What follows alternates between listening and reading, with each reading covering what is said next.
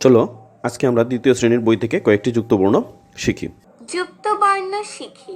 স্কুলে মঙ্গল, বৃহস্পতি, সপ্তাহ, শুক্রবার।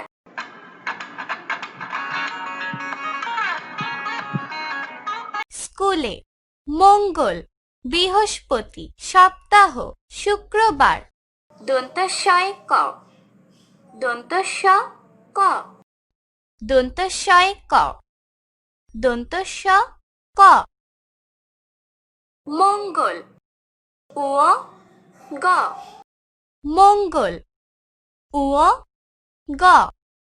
দন্তস্বয় প, দন্তস্ব প, দন্তস্বয় প, দন্তস্ব প।